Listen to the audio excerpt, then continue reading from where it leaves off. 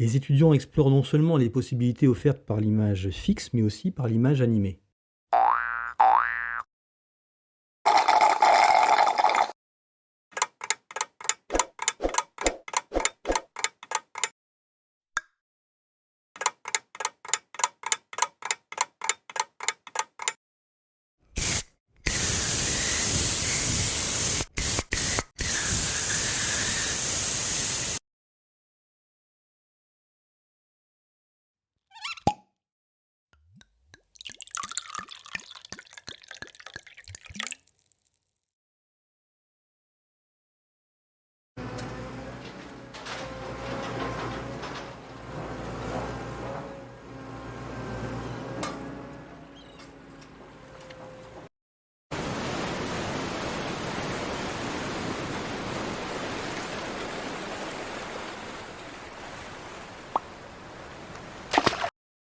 Alors l'animation peut se jouer en 2D, comme on l'a vu tout à l'heure, mais elle peut se jouer aussi en 2D et demi. Et là, ça veut dire qu'on va ajouter une dimension supplémentaire en jouant avec la caméra virtuelle dans l'espace tridimensionnel. Ici, en plus, le sujet est tout à fait intéressant puisqu'il s'agit d'explorer une œuvre d'art pour en faire l'analyse.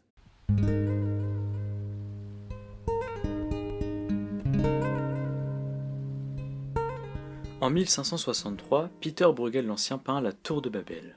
Le peintre arrive à mettre en scène cet épisode biblique dans le décor de sa propre ville, Anvers, en Belgique actuelle. Dans la Bible, le roi de Babylone décide de faire bâtir une tour touchant les cieux. Mais Dieu, souhaitant punir le roi pour sa vanité, dote les ouvriers de langues différentes. Le chantier tourne donc au désastre car personne ne peut se comprendre. Certains historiens d'art comparent l'apparence antique que lui a donnée Bruegel au Colisée situé à Rome. Si l'on compare les deux monuments, on observe effectivement des similitudes sur les doubles arcades. En bas à gauche, Bruegel a représenté le roi de Babylone, décrit dans la Bible comme un grand chasseur se comparant à Dieu. Ici, le peintre évoque aussi, via ce personnage habillé à la mode de la Renaissance, le roi Philippe II d'Espagne.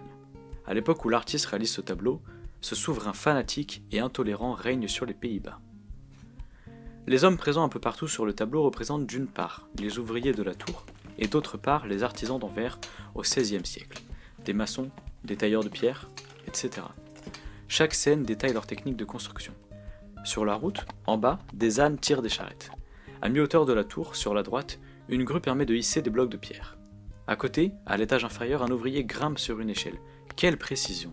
Le peintre saisit à merveille la vie quotidienne du peuple dans toute sa diversité.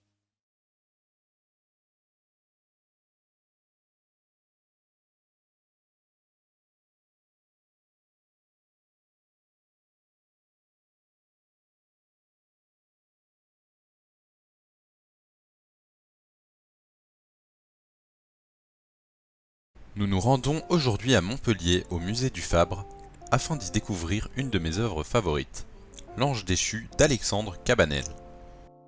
Le célèbre artiste français du 19e siècle réalise cette toile en 1847, représentant un ange qui se serait rebellé contre Dieu et qui serait puni par l'exil. Qui est donc cet ange déchu? Cet ange déchu est Lucifer, le porteur de lumière, souvent associé à Satan.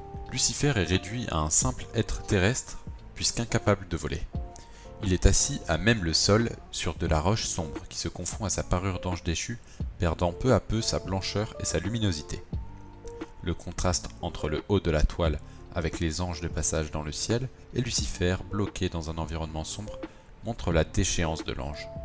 Sa musculature et sa physionomie apparente correspondent au canon grec et présentent ce félon comme un être beau et puissant. Son visage, marqué par des traits de colère et de tristesse, larmes, sourcils froncés, exprime l'état de déchirement du sujet. Sa chevelure flamboyante, son regard au loin, ainsi que ses mains croisées, montrent la dynamique de la toile. L'ange semble déterminé à agir et donc se venger. Les anges pâles et déformés en arrière-plan prennent la direction du ciel, quittant celui qu'ils admiraient. Ils semblent avoir moins de prestance que Lucifer, tant leurs traits sont plus simplistes et fades. L'ange déchu apparaît alors comme bien plus vivant et expressif.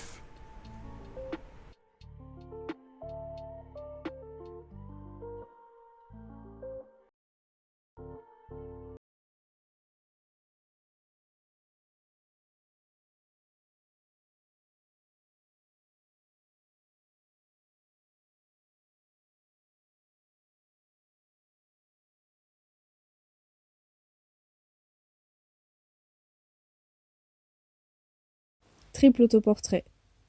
Norman Rockwell est un peintre et dessinateur américain du XXe siècle. Il travaille comme illustrateur durant presque 50 ans au journal The Saturday Evening Post, puis pendant 10 ans au magazine Look. L'artiste s'est représenté assis de dos, en train de peindre. Il est face à sa toile et à un miroir. On voit le reflet de son visage, mais ses lunettes masquent ses yeux. Sur la toile, le peintre a dessiné son visage rajeuni. Des esquisses et des petites reproductions de peintres célèbres sont accrochées. En observant de plus près, on reconnaît un autoportrait de Dürer, de Rembrandt, de Picasso et de Van Gogh. Le portrait n'est donc pas simplement triple, il est multiple.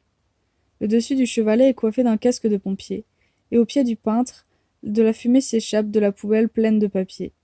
Deux détails qui rappellent l'incendie qui s'est produit quelques mois auparavant dans son studio. Il n'y a pas d'arrière-plan, pas d'espace, juste un fond blanc. Rockwell raconte ici son autoportrait plus qu'il ne l'expose. Les 3 autoportraits renseignent le spectateur sur le caractère et les intentions du peintre. Le portrait du dos semble instantané, pris sur le vif. Le spectateur surprend le peintre en train de peindre. Cet autoportrait n'est pas accessible. Le spectateur doit aller voir plus loin, dans le miroir, pour voir le visage du peintre. C'est d'ailleurs le portrait du miroir qui présente le peintre tel que lui se voit, mais Rockwell continue à se dissimuler. Le portrait de la toile représente le peintre tel qu'il souhaite être vu. C'est le portrait stylisé, amélioré, signé. Le spectateur le voit cette fois-ci parfaitement bien, mais ce portrait reste inachevé, sans couleur, avec un regard visible mais lointain. Le spectateur ne peut s'arrêter longtemps sur ce portrait incomplet et prend à nouveau du recul pour appréhender la peinture dans son ensemble. Alors la création graphique en 3 dimensions peut aussi bien sûr s'animer pour donner naissance à des jingles, à des clips publicitaires et à toutes sortes de produits de communication pour lesquels la 3D peut vraiment apporter une plus-value.